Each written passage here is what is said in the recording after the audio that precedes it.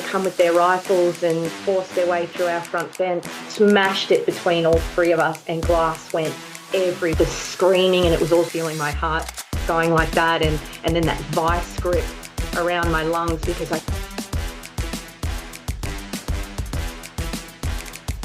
Hey Steph, welcome to Speak and Rise. Can you introduce yourself to the audience?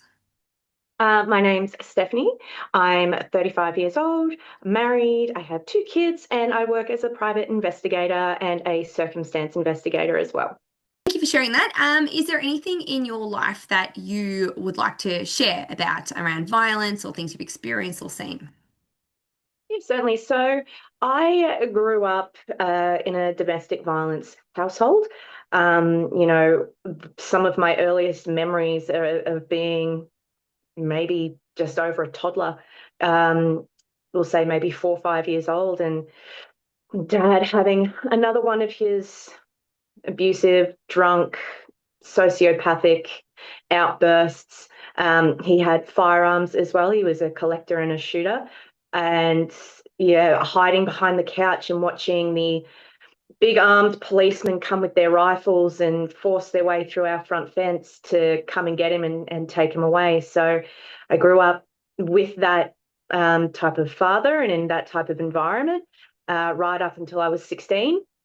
Thankfully, Mum was able to, get us out and move along and whatnot. But yeah, a lot of my memories growing up were around that violent aspect of somebody who's my dad and who's a lot bigger than me, being so small, only a child, and just sort of living like I couldn't say anything, couldn't ask questions. I'd hear his footsteps coming, and it would be better to just stay in my room or, go out the back. Um, but, things sort of progressed as time went on, and I became sort of, I suppose, a focal point for his behaviors and his actions. So he used a lot of psychological warfare against all of us, me included, and it would be things like hiding a possession that we're looking for and then laugh while he's watching me go and look for it. He did it to my mum, obviously, as well. There was financial control in that aspect too. So that's why it took so long for mum to get us and take us away from the clanging and crashing and yelling and holes in walls and all of that. But unfortunately, it's not a uncommon occurrence for most people these days. Yeah, wow. We've obviously spoken about this a fair bit, and hearing it in a response to a question like that, it's really hard to hear that, and it's you've been through a lot, and especially with the when we start talking about firearms as well, that's a big thing. It was obviously a few years ago. Things have changed since then. Being exposed to firearms, I guess you don't really understand the magnitude at the time of what something like that can do. I used to hold them, I used to help him clean them and whatnot. And even back then, as a child in my early teens, not really understanding what damage can be done with something like it as simple as a handgun. He had rifles as well, but my experiences were mostly with the handguns, and he used to walk around outside and try and make sure the neighbors saw him with them and things like that. He wasn't supposed to have ammunition in the same room. He did, and he had ammunition for everything. So, and yeah, that's my life really highlighted to me a slip in the system where he shouldn't have had them, but he did. Yeah, and this is where it's not a debate on like pro-gun or anti-gun. We're in Australia, it's very different here, right? Yeah. But it's just that perspective from what you experience. So this is all it is. It's not getting into any political stance, but from your perspective, that was you explained that really well, and it obviously he's not followed the right rules that he was meant to as well. So growing up, how did you feel that experience as a younger child affected you emotionally, physically as well? Did it manifest in your body in any potential anxieties or anything around that? Like, yeah, how would you explain that? So I would say that I first started experiencing my anxiety symptoms when I was probably about 10. And it was predominantly at night that I would experience this tight chest feeling, like your lungs are in a vice grip and just generally really uncomfortable. And it wasn't until maybe years later, a decade later, that I was able to figure out why this anxiety flares up at night while I'm trying to sleep. Another thing that my dad used to do was if you tried to nap during the day on the weekend, he would come and wake us up and scream at us for being asleep. So we weren't allowed to sleep during the day. He would come at night down to my room, never my brother's, just come to my room, wake me up, sit on my bed to talk to me every commercial break. So it wasn't until years and years later that that anxiety that manifests from living in that environment was attributed to a particular time of night. Like I was actually able to figure out, well, hang on, that's why it's the worst at night.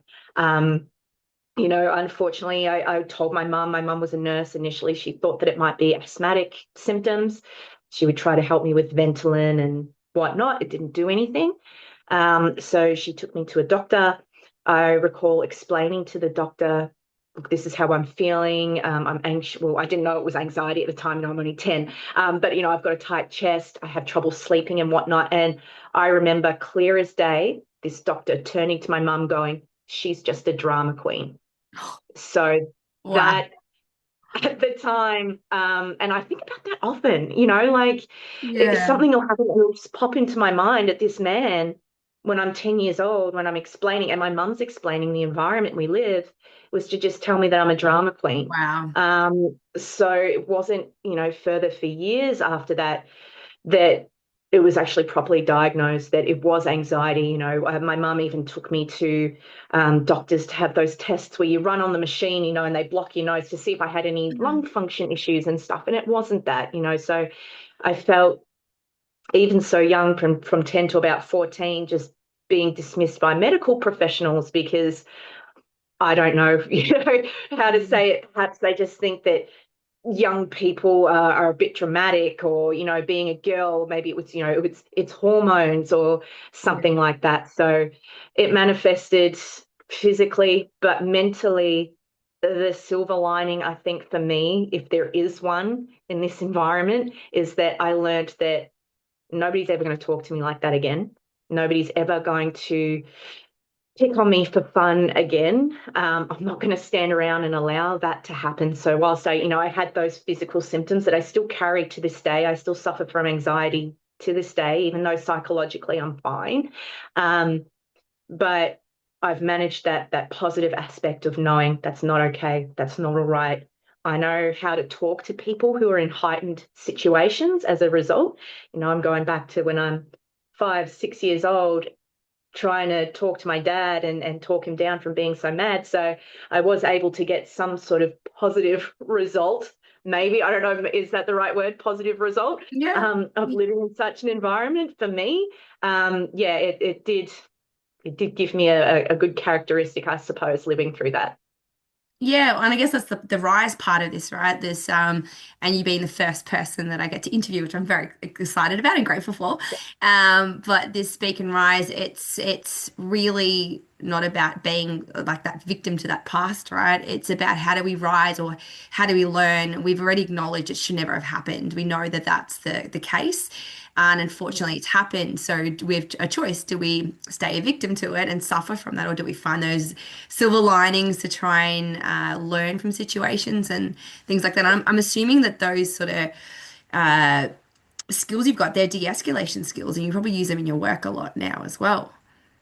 Yeah, absolutely. I talk to all sorts of people about all sorts of things, ranging from assaults to bullying to harassment to even injuries that they've sustained and things like that, and being able to level with people and say, I hear what you're saying and how awful that must be, regardless of whether I actually believe what's being said or not. It Yeah. doesn't matter. I mean, as an investigator, my path is to find the truth. However, if somebody's crying and they are upset and they're explaining to something that's happened to them, then definitely my experience has helped me go, okay, I hear you.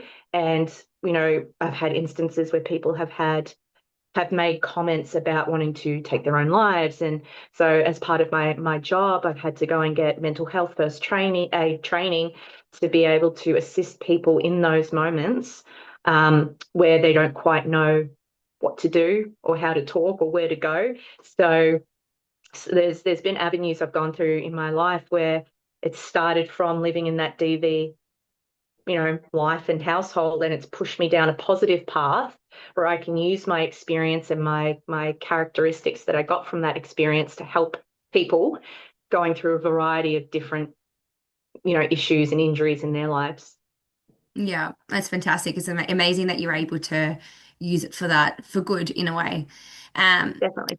what would you say to somebody that's potentially watching this that is potentially a mum in this situation because you're a mum now, or for I don't know teenagers. It depends on where the rules are around the world. We might have some young kids or teenagers that do see this stuff. Would you have any advice around that? Yeah. So, speaking from a teenage point of view, because I am a former teenager myself, and living through those things, number one is to have a chat to your friends while you're at school or your sporting club, wherever you are. If you've got a friend that's a good friend, somebody you trust and you get along with, just say, hey, look, this is what's happening to me, just so that somebody else has it on their radar, because most people, not all people, but most people are compassionate and will want to help. And those your friends may then go and talk to their parents. So they have their knowledge of, okay, this is what's going on. How can we help? Can we talk to somebody for them or put them in the right track to get them safe and the help that they need? And, as mothers, speaking of personal experience, it was really difficult for my mum. She is a Kiwi. She's from New Zealand, so she has no family here. So she was already isolated from that as it was. Then living with somebody like my dad, who financially controlled her and socially controlled her as well. It was a lot harder, I will admit, for her to find people or ways to talk. So if you are in that position, it's harder. You're a mum, you've got children to look after now. You have to be really smart um, about who you go to and how you do it. But could be something as simple as mentioning it to a neighbor, or striking up a relationship with a neighbor, while you've gone for a walk, or you're taking the kids for a walk, or if you see someone down at the park, regularly at the park, maybe try to spark up a relationship with that person there. Uh, Outside of those things, if maybe you're not comfortable with approaching somebody that you don't really know to try and make friends, a lot of people do struggle with just making friends at the best of times. I would 100% recommend going straight to a police station. It doesn't have to be your local one. If you're not comfortable going to a local police station, you could find yourself a couple of suburbs over. There's heaps of phone numbers that you can call and things like that. You could even go into your local library. I know a lot of local libraries have help boards there of people that can give you some sort of assistance. So the trouble with DV, particularly with women, even though it happens to men too, but women feel trapped inside that house and that there aren't any options to go to. But again, you just got to take that first step out the front door and go to organisations like Orange Door or Beyond Blue, your local library, the police station. Somebody somewhere will help you. It's just taking that first step. Yeah, that's fantastic. That's really good advice. Other aspects growing up that weren't just the physical side of what the people believe DV to be, because DV isn't just violence, it's social, it's isolation, it's financial, it's spiritual, with things like, for example, you may not even notice back then. I don't think I really noticed what was going on at the time, but would be things like him coming to ask me for $5 and I'd be 11 years old. Now he works full time and I know he's got money because he would always brag about how much money he'd have. And I only had $5, which is big money to an 11-year-old back in the early 2000s. Um, and he would say, can I borrow $5? And if I didn't give an immediate yes and just hand over all the money that I had, he would say, well, I was testing you. And I'll remember this the next time that you want money, and don't ever ask me for money again. And so again, that emotional manipulation, he would peg my brother and I against each other by saying, she said this, he said that, or you can't find something, he's got it. And he would allow us to fight, even physically have altercations, and he would laugh and enjoy it. So That's not just something that a father shouldn't be doing. That's domestic violence as well. And back at the time, I don't even think that the laws had that listed as a form of domestic violence back then. I think it was mostly physical at the time. Again, this is the 2000s. Things have changed, thankfully. But yeah, it took a long time to realize that, hold on a second, that is domestic violence. So being emotionally manipulated, being thrust into fights with your sibling for their enjoyment is also domestic violence as well. Yeah, yeah, that's it's so true. If anything, it's quite uh psychologically tormenting. That's really when you get into psychological, not saying one's better than the other, like physical is worse than or psychological is worse. It's they're really hard. You can't compare them, but when it gets into that psychological stuff, that's you start questioning your reality. And as a Well, kid who is 100%. yeah, well, as a kid who's already trying to work out their reality and how to get through the world when you've got the person you're biologically, born from of, it's yeah, it's and playing those games, it's really scarring. It's huge. Oh, absolutely. And I think that that's an avenue that a lot of people, male or female, use in those environments because psychological warfare is a lot harder to show somebody if you wanted to speak out. If you have a bruise, you can say, I have a bruise. But Mm. when those psychological games, that warfare that's been used against you, it's done because it's so much harder to prove outside of the fact that there is some enjoyment aspect for the person doing it at the same time. Yeah. Yeah, and that's exactly it. It's and it's very smart, very, very strategic of these abusive people. They know Yep. that it's easy to report bruises, as you were saying, but when it's a psychological thing, how does a kid articulate that? How do they articulate that at school? So, on top of being, a narcissist and a sociopath, um, he was also an alcoholic. And I'm not just talking about having a couple of drinks a night. I mean, like full. He used to drink that cheap cask wine. Used to come in the colourful cardboard boxes.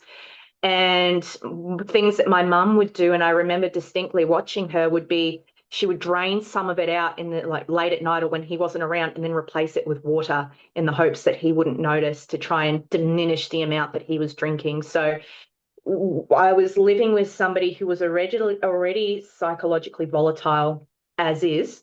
And then there was that like added bit of gasoline, if you will, to his personality. So, any form of rationale or possibly empathy he may have had sober was completely gone after drinking. So one event I recall distinctly was I was standing, we all were, so me, my mum, and my brother were all standing in the living room slash kitchen open area.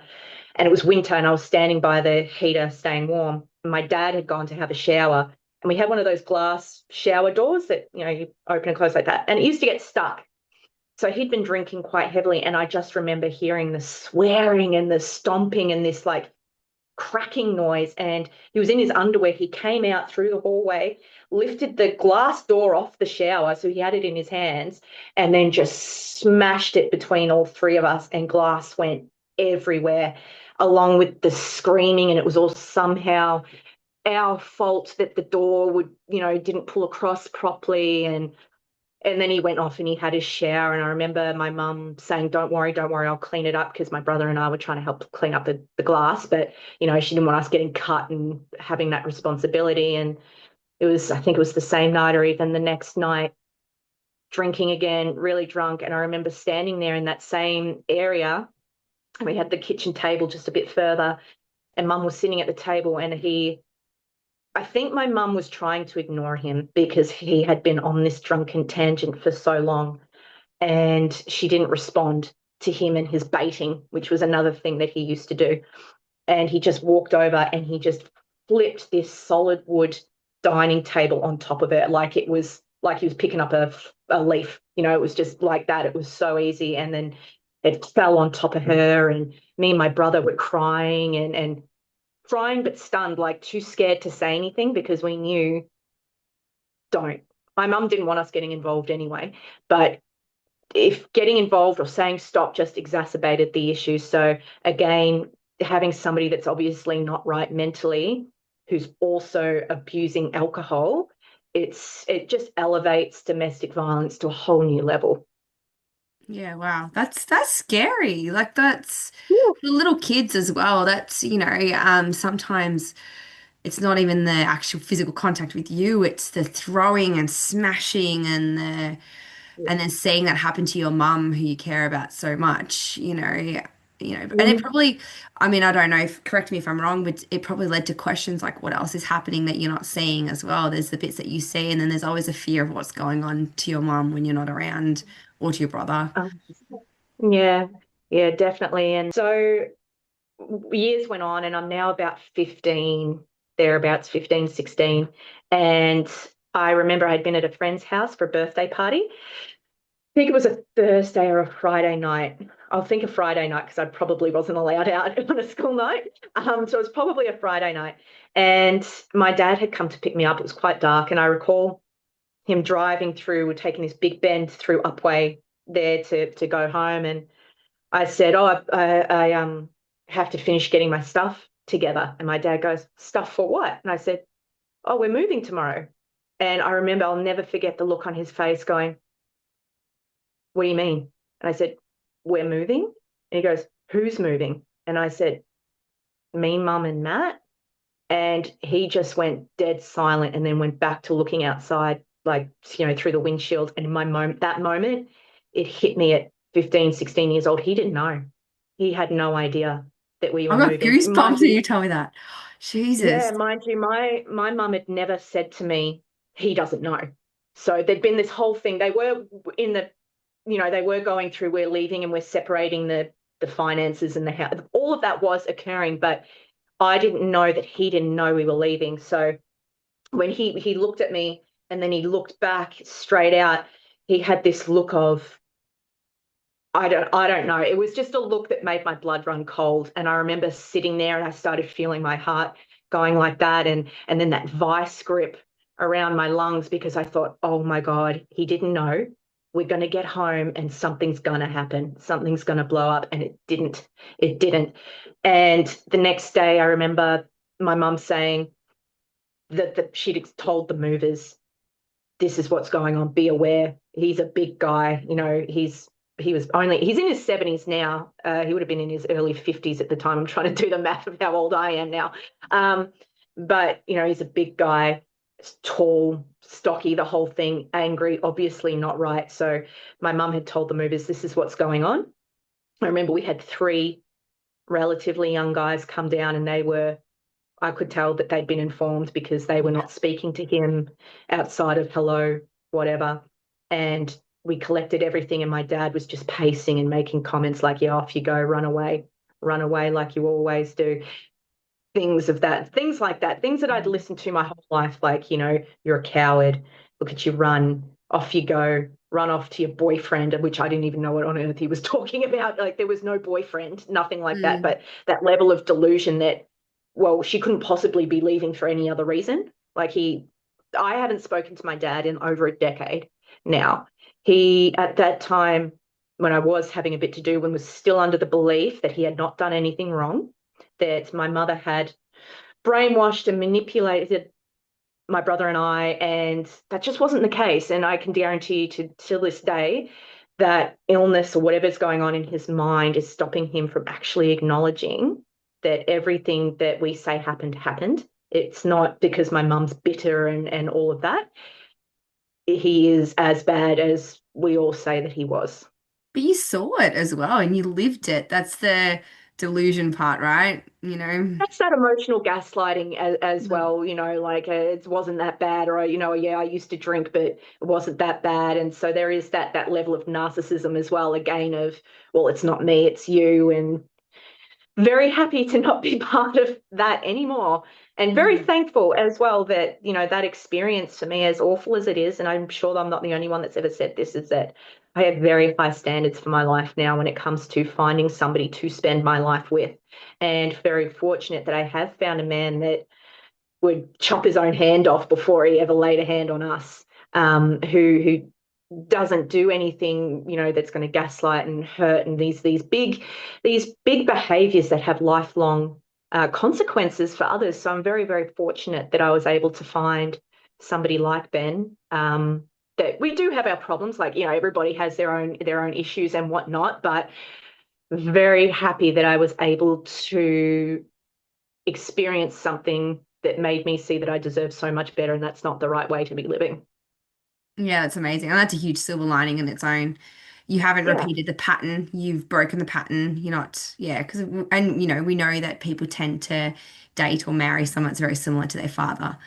That's so Yeah. breaking that pattern, that cycle is really, really important, especially from an abusive one. Unless they're loving and wonderful, then yeah, you follow that pattern. But yeah, Yeah, that's amazing. definitely. And that's something that I've really been proud of, not just breaking the pattern, but I have a daughter now, as you know, she's 13, and we have a son too who's 9, to show that for my daughter, this is the type of man that you should be living with. Okay. And I have shared aspects of my childhood with her. Not everything, because I think that's more of a maybe a later down the track when you're a bit older to Mm, understand thing. That just because somebody's your partner doesn't mean you have to put up with disrespect, so on and so on, and really modeling that correct way of interacting with an adult male. And then at the same time, it shows our son that this is how an adult male is supposed to behave with anybody, mm. but with somebody that they're sharing their life with as well. So it's been a really positive outcome from such a perhaps dark and bleak beginning of my life. Yeah, that's amazing. Thank you, Steph. Thank you so much for sharing that. I know that you've censored a lot of it and you haven't gone right into the heavy stuff just because we're mindful that this is going to go on social media and we've got a lot of people that are going to watch this. So just acknowledging that you have been through some even darker times with your experiences. But thank you so much for sharing all that. And I really do hope that you can inspire people to speak up and then rise. And that's the point of this, speaking, some of those conversations, like your advice you had for the kids at school and for mums in those situations, is speaking up is where it starts, and that communication. And then rising above it and going through really intense DV and rising in those moments is really challenging. And so, in no way are we ever saying it's an easy walk in the park, but it's a reality for so many people. And that's why we're starting this and this Speak and Rise, and why we like to think, and while my biggest recommendation is to get professional help, it always will be. We do know that a lot of people are on social media and live on social media scrolling. And if we can give some value to people that might inspire or help, then that's what this is about. So thank you so much. Thank you for having me. It's certainly something that I haven't done a lot of, speaking about what I've gone through and what I've lived through, and on such a public platform anyway. So thank you for thinking of me, and hopefully I've made a little bit of sense to somebody out there that might be experiencing the same thing.